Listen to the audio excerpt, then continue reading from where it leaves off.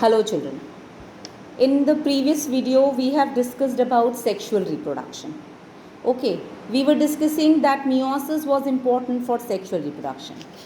We have discussed that the somatic cells which are making our reproductive system organs or cells, that are gonads, that is testes and ovaries, they are basically diploid and have undergone meiosis to give you gametes which are haploid, and then fusion of these gametes have formed zygote, that is again diploid. So let us understand a bit as to what is this and what is happening here. See, as per nature, every species has a fixed number of chromosomal set. So every species has fixed chromosomal number and set. Now you have to understand that there are generally two sets of chromosomes. Okay, and this sets is designated as n.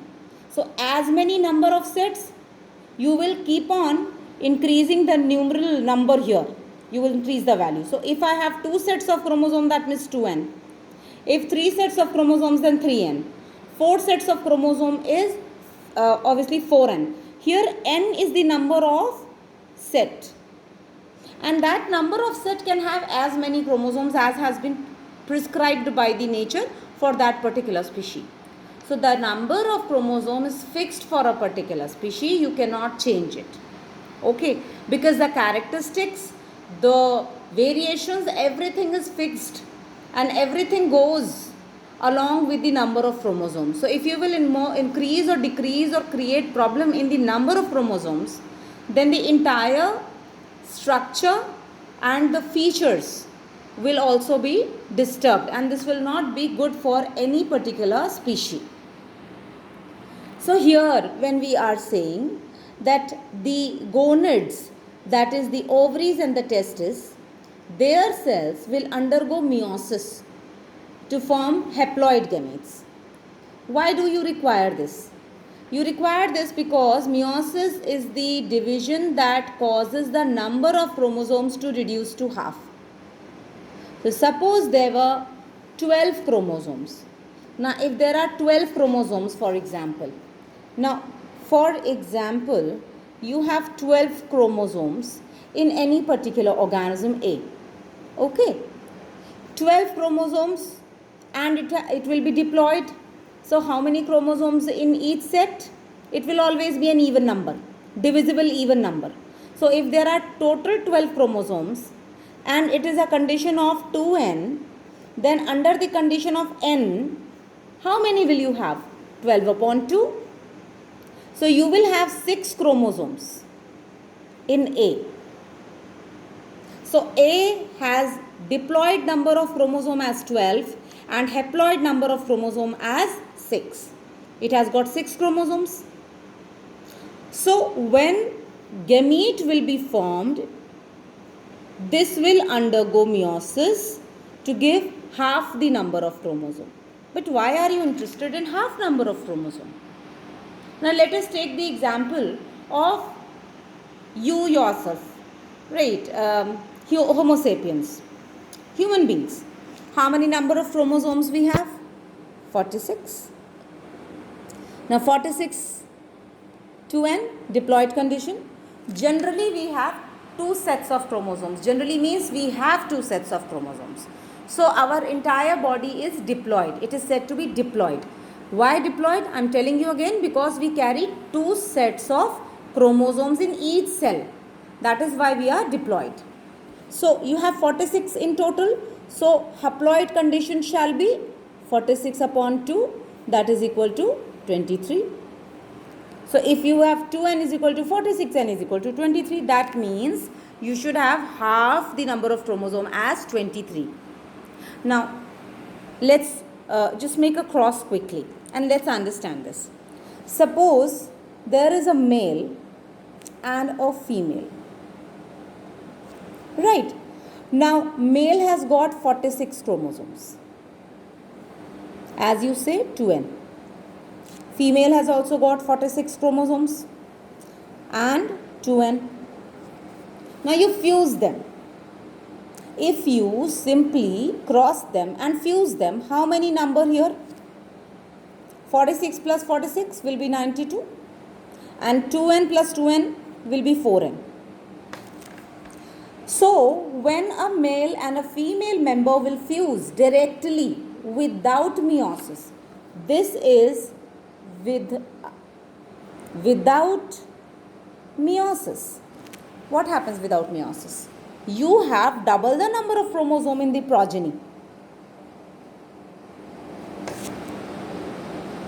Now, this is against the law of nature. You cannot increase the number of chromosomes in a species. The species is same. The new progeny is a child to these two. But see that the number of chromosomes has got increased or doubled. Because if you allow this doubling, what will happen the next time? Again 92 plus 92.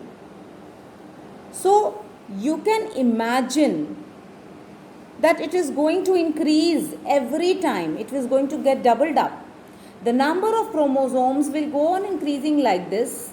What will happen? There will be all problematic situations due to the over number of chromosomes and the genes and the characters. And it will become fatal. So, we cannot actually allow this to happen. We have to keep the number to 46, which is prescribed for Homo sapiens. Then only we will all be alike. Okay, the children are alike their parents with almost the same set of characteristics because they have the same number of chromosomes. If a cat is different from you, then you should understand that the number of chromosomes it is carrying is also different from you. And that is why it is showing that variation. Okay. So, to have similarity amongst the members of a particular species, you should have the same number of chromosomes throughout. So, what is the way out? Out of 46 on both the sides, we will perform meiosis. Now, meiosis, as you have studied in class 9th, it is the division that causes the number of chromosome in the new cells or the daughter cells to be half than the original number.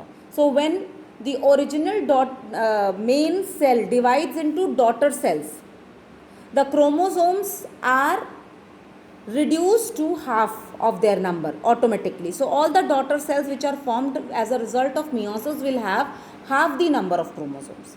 If you don't have this concept clear, then you can see another video on this that I'll be uploading soon, where we will talk about meiosis and mitosis as it has been introduced in class 9th. And the children who have not studied in class 9th, they have, since it was not there earlier, they might not have a clear picture of it.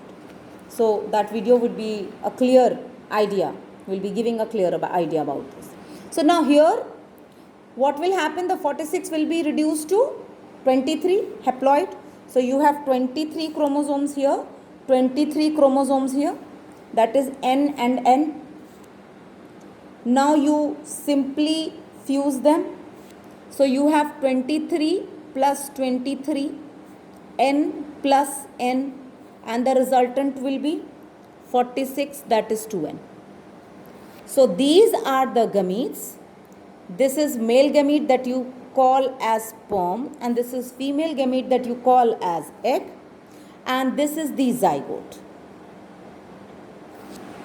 So, now you have a reason why we need to perform meiosis here, to keep the chromosomal number to the same as that of the parental type. Otherwise, it will create a lot of problem. So, you have the main somatic cells with diploid number of chromosome, or gonads, that is the sex cells with diploid condition. They will undergo meiosis and make gametes. Gametes are only formed by gonads. Your general body cells or general somatic cells or cells of kidney or cells of heart are not prescribed for this work. that they will divide and form gametes. So meiosis does not occur anywhere than your gonads. Keep that in mind clearly. I am emphasizing because this is the basis of reproduction. That reproduction can only be performed by reproductive organs or your ovaries and testes because of the fact, simple fact, that meiosis can only be performed in the gonad cells. You will never see or hear kidney or brain or spinal cord or any other organ for that matter is performing meiosis. They all undergo another kind of cell division that is known as mitosis, and in that the number of chromosome remains same. The daughter cells will have the same number of chromosomes as that of the parental cell. So that is another thing. I have said I will upload a video on that also, mitosis and meiosis. But here, to sum up, you have male and female gonads. The parents will have their sex cells in or their gonads which are diploid in nature. They will undergo meiosis and make sperms and eggs which are haploid in nature, and they will fuse together to again give a diploid zygote. So this zygote will multiply, will undergo certain divisions. You know, in biology, multiplication is division and division is multiplication. So the cells will divide to be multiplied, and then the structure will be formed that you call as fetus, and then it will be a whole human body, and it will also be a diploid, right like the parents. Hope you have understood this particular cross, and this is how you study meiosis. Thank you, children.